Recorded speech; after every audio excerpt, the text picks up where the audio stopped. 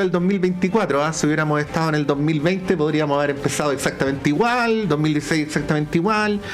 La JUNAEP es una institución que por alguna razón que queremos ayudar a dilucidar en esta entrevista, cada cierto tiempo aparece públicamente con ciertas cosas que en apariencia o de fondo también vamos a tratar de escudriñar en eso, revisten carácter de escándalo. Por eso queremos agradecer especialmente la presencia en nuestro estudio a esta temprana hora de la mañana de la directora nacional de la JUNAEP, que por quien no lo sepa es Junta Nacional de Auxilio Escolar y Becas, Camila Rubio. Camila, muchas gracias por venir esta mañana. No, muchas gracias a ustedes por la invitación y poder conversar estas cosas que son tan importantes. Sí, antes de ir al fondo, y lo decíamos hace algunos días, Claudio, tú no estabas con Día Libre cuando conversábamos con una de las denunciantes, la diputada de Renovación Nacional, Marcia Rafael, que le preguntábamos ¿por qué estamos discutiendo un informe que no es oficial, que además ha sido filtrado, que ahí hay antecedentes que se pueden evidentemente atender, pero que formalmente no es un informe, ¿no? Bueno, ahí el ministro Cataldo, y partamos por ahí, entró en materia esta semana diciendo que se iba a instruir un procedimiento administrativo para esto. ¿Qué es lo que estamos discutiendo, ¿no? ¿Y qué es lo que podrías decir en principio sobre esto? Ya, bueno, primero, JUNAEP, al igual que muchas instituciones públicas, estamos permanentemente en el monitoreo y las auditorías de Contraloría. Son parte de los procesos normales de fiscalización que hace la Contraloría respecto a nuestros distintos procesos. El año pasado la Contraloría comenzó una auditoría de los procesos de pago de las licitaciones del año 2020-2021. Esa fue una auditoría que estaba planificada por Contraloría, es parte de su proceso como normal. Luego, el año pasado también, durante el mes de julio, que se repiten ahí un poco los meses de las problemáticas de JUNAEP, en el mes de julio, cuando se hizo una acusación, también en la acusación constitucional contra el exministro, se elevaron también una serie de denuncias, y en ese marco también nosotros pedimos a la misma Contraloría, le pedimos que por favor no auditen para que veamos si esto corresponde o no corresponde. Como la Contraloría ya estaba haciendo ese proceso junta entre las denuncias, la solicitud nuestra y el proceso normal, junta todo eso para hacer porque estaba dentro del mismo marco de su auditoría. Ahora, las auditorías son procesos largos, nunca son procesos cortos, porque la revisión de hartos antecedentes, cálculos, pagos, además hay que ver cómo se va finalizando ese proceso. Entonces, la Contraloría durante ese transcurso de tiempo te genera primero solicitudes de información, luego te genera varios informes. Nosotros tenemos varios preinformes que su objetivo es confidencial, justamente porque lo que buscan es levantar información, te detectan algunas situaciones como alguna inconsistencia, algunas cosas que no le coinciden, te van levantando datos, y ahí los servicios tenemos la posibilidad de poder responder, de señalar estos datos no son correctos por tal razón, o estos datos son correctos y por tanto lo corregimos de tal forma, o nos comprometemos a hacer tal cosa. Son más o menos los caminos que las instituciones nos comprometemos para ir resolviendo esos preinformes. ¿Por qué estos preinformes son de carácter confidencial? Justamente por lo mismo, porque a veces se detectan diferencias y nosotros los servicios los vamos aclarando, y por eso es bien complejo que estemos hablando de un preinforme, considerando que hay como 4 preinformes de distintos tipos en esta materia, y que estamos hablando de un preinforme y no del informe final, primero sí, porque no es público, esto es de carácter confidencial, por tanto, quienes lo manejan ni siquiera lo manejaba el Ministerio, lo maneja la institución, que en este caso es JUNAEP y Contraloría. Sí, Claudio, bien breve, si me permite, solo para continuar con el punto. El ministro dice que si fuera un informe y no un preinforme, no solamente estamos hablando de un problema de forma, sino que según lo que él dice, habría cambios sustantivos, ¿no?, en el contenido del informe. ¿En qué cosa habría cambios sustantivos? Lo que pasa es que el preinforme que se filtra es una parte del informe final, del informe final, porque hay más elementos. O sea, acá se están revisando los procesos de adjudicación de esas licitaciones del año 2020-2021, algunos cambios de contratos, algunos requerimientos, son varias cosas, manuales, temas bien administrativos también. Hay varias cosas que nosotros vamos respondiendo, por ejemplo, una de la cual me puedo hacer alusión porque es público, porque no puedo hablar del informe como tal, dado que es confidencial y ahí nos genera un problema, pero hay un elemento, por ejemplo, que sí es público y que me puedo referir, que tiene que ver con la toma de razón de una modificación de contrato. se señalaba en el preinforme que no pasaron por toma de razón. Sin embargo, en el proceso de donde se estaba generando este preinforme, hubo un cambio de jurisprudencia. Cuando nosotros se hicieron modificación a los contratos, la jurisprudencia de ese minuto era que no tenían que tomar razón porque ya fueron tomadas razón las bases. Luego se cambia la jurisprudencia y nosotros decimos, bueno, entonces si se cambia la jurisprudencia, reenviamos las modificaciones de contrato y la Contraloría nos señala en un oficio que es público que no es necesario porque la jurisprudencia es futura y no retroactiva. Entonces eso significa, por ejemplo, que eso debiese ser un cambio, porque esos son elementos que son públicos, que tienen que ver con la toma de razón. Me refiero a eso en particular solo porque tiene este carácter público. Hay otros elementos que tienen que ver con respuestas que nosotros damos, profundizamos datos, revisamos información, señalamos cuáles son los cambios y también generamos compromisos de mejoras principalmente en elementos que son más de carácter administrativo. Ahora, directora, volviendo un poco a lo que planteaba Patricio al hacer la introducción, efectivamente, bueno, más allá de este informe o preinforme en particular, la Junaev constantemente está siendo objetada de parte de distintos sectores respecto de la forma en la cual se manejan las licitaciones particularmente, algo que excede a esta administración, que va mucho más allá y que habla por lo mismo de que quizás hay un problema en la institución en sí.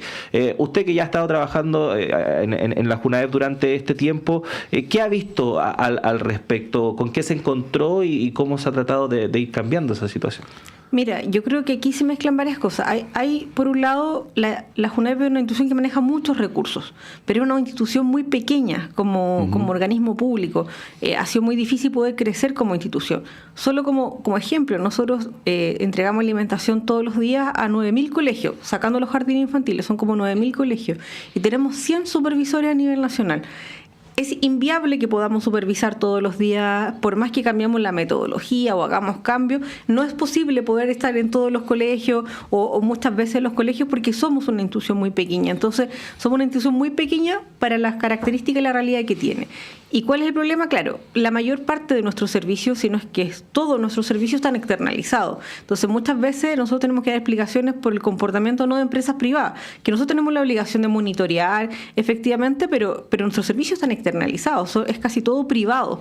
Entonces, ¿qué es lo que pasa? Por ejemplo, yo estoy segura que en diciembre, cuando adjudiquemos la licitación del programa de alimentación, va a haber un titular que diga empresa X denuncia a la Junaev por irregularidades en la adjudicación. Pasa todos los años. Ya, o sea, el que sale perdiendo hace escándalo. La pregunta es, claro, ¿qué es lo que pasa después? Porque finalmente son demandas y son titulares que van quedando y después al final no pasa algo, no se acusa de irregularidad. O sea, si uno revisara todos los titulares que dicen irregularidad de la adjudicación y lo compara con que efectivamente hubo una irregularidad, no coincide con la información. Camila, cuando a ver, no sé si me pasé el rollo o no, así que te lo pregunto directo. Tú dijiste la pasada, estas cosas siempre aparecen en julio.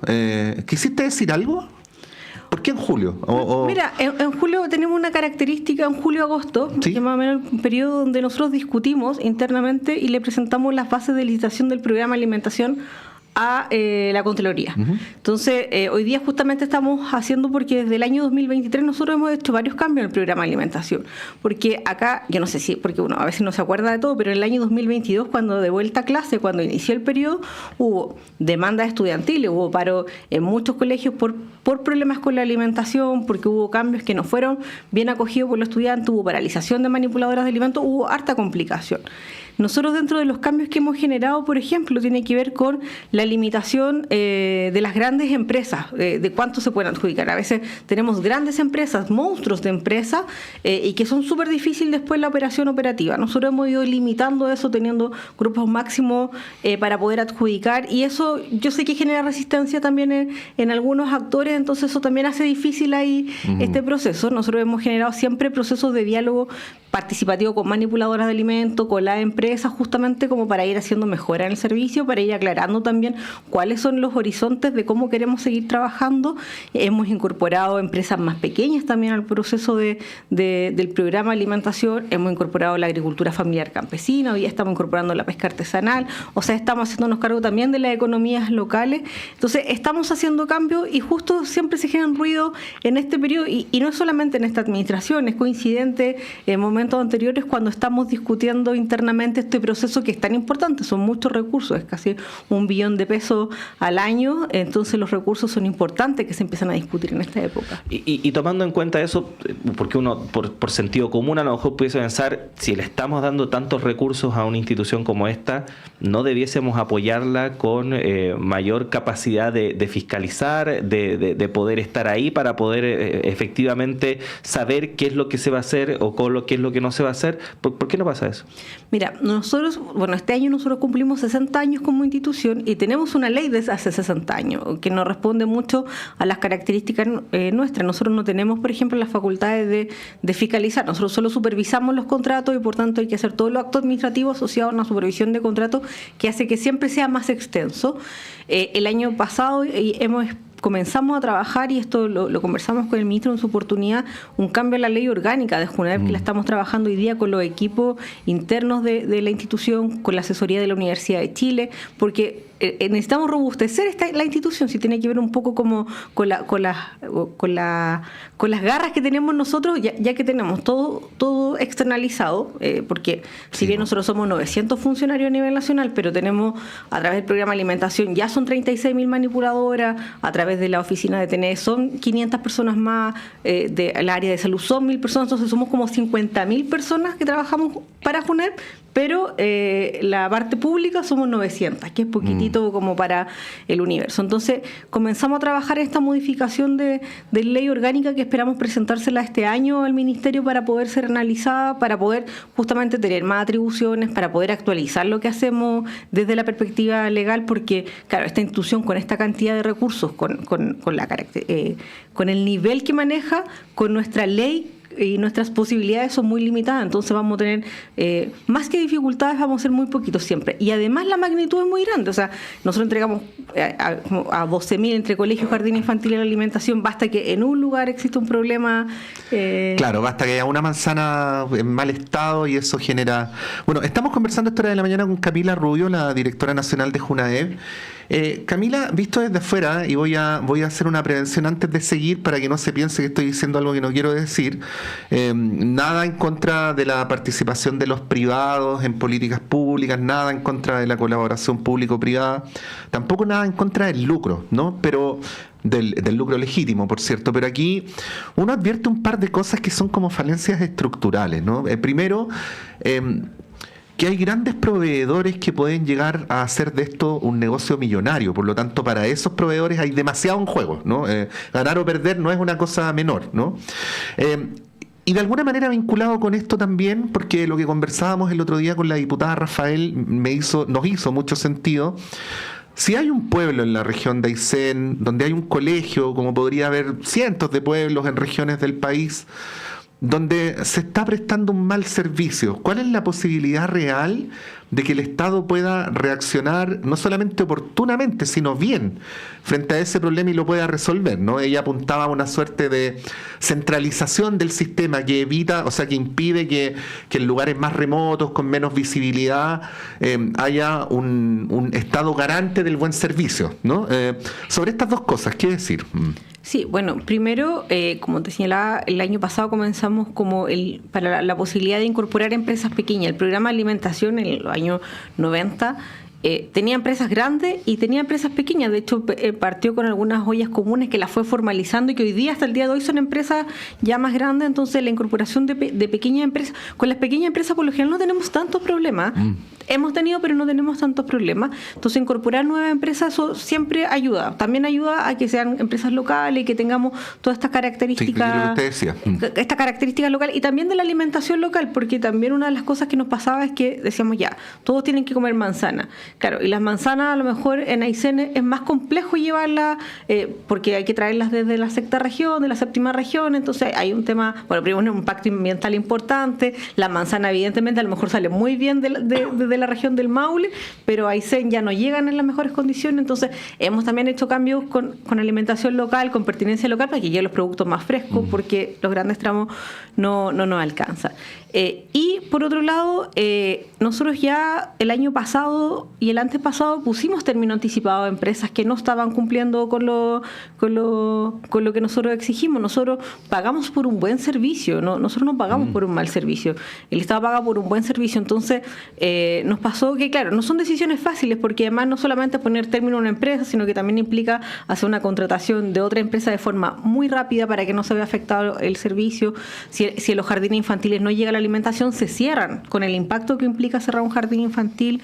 Hay trabajadoras detrás, son las manipuladoras de alimentos, que quedan sin su finiquito, tienen que hacer todos procesos como de demanda. Entonces no son procesos rápidos, pero hemos puesto de forma anticipada el término de contrato a 2 empresas, justamente por incumplimientos, por abandono, por mal servicio, por no pago de cotizaciones laborales, porque además también tenemos que estar pendientes de lo que pasa con las manipuladoras, si se le pagan o no sus cotizaciones, si se le paga o no todo el día. Entonces nosotros podemos, si tenemos las herramientas para poner término anticipado, la tenemos. No son decisiones simples por todos los costos, y siempre hay que estar analizándolo más allá de que tengamos las boletas de garantía y todos esos elementos como más administrativos, porque nuestro objetivo final también es que el servicio se genere. O sea, claro, podemos poner término anticipado y tener todos los elementos administrativos y jurídicos, pero si el día de mañana los jardines tienen que cerrar, los niños llegan sin alimentación, hay un problema de gestión que es importante. Entonces tenemos que ir barajando bien los tiempos, los momentos y cómo también reaccionamos. Hasta el momento, las 2 oportunidades que le pusimos término, rápidamente llegamos, no hubo complicaciones. Los municipios también los pusimos en conocimientos, siempre son un muy buen aliado y muy buen apoyo en los municipios, y eso permitió que, a pesar de que pusimos término, le pudimos dar continuidad al servicio de alimentación y no se vio afectado el funcionamiento normal en el establecimiento. Sí, directora, bueno, lamentablemente nos está pillando el tiempo, pero no podía dejar de preguntar, porque la JUNAEF también ha recibido muchas críticas, sobre todo esta última semana, a propósito de los retrasos en la entrega de materiales del programa de útiles escolares, pero más allá de esas críticas y lo que se pueda responder al respecto, lo que le quería preguntar va en relación de cómo garantizar que efectivamente estas ayudas, que están pensadas precisamente como eso, como ayudas, lleguen a tiempo finalmente a las personas, porque claro, una ayuda a veces cuando no llega a tiempo ya no es tan ayuda en el fondo. ¿Qué pasó ahí y cómo poder garantizar para que, por ejemplo, el próximo año sí estos niños y niñas reciban los útiles en marzo o en abril a más tardar? Ya, bueno, primero el próximo año no va a haber este problema porque la licitación dura 2 años, por tanto el próximo año no tenemos que hacer un proceso de nuevo de licitación porque ya va a estar los contratos ya definidos. No se entregan en marzo por lo general porque tenemos que esperar la matrícula final de los establecimientos, por lo general se empiezan a entregar en abril. Ese es como el periodo, abril-mayo es el inicio de la entrega de los útiles escolares. Ese es como el periodo ideal, por tanto próximo año van a ser en ese periodo, en abril aproximadamente. ¿Qué es lo que pasó? Bueno, se hizo una licitación, son 24.000 millones de pesos aproximadamente, la licitación por los útiles escolares. Se declaró desierta porque las empresas no llegaron con los productos que nosotros solicitamos, los productos y la calidad técnica que nosotros pedíamos. Tuvimos que hacer al otro día, iniciamos nuevamente el proceso de licitación.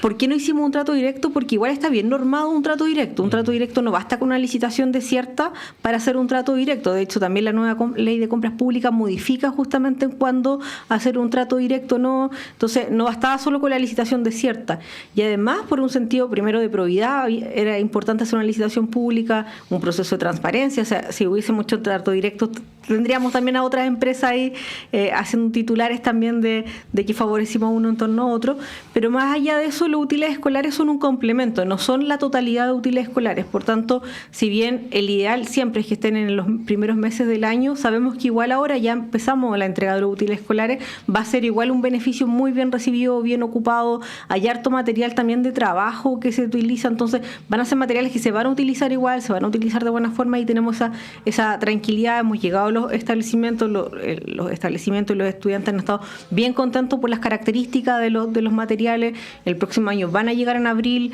o desde abril, porque son procesos que además duran aproximadamente un mes de entrega, porque son procesos muy largos, pero vamos a estar llegando de buena forma y ya estamos entregando los útiles escolares en los distintos establecimientos.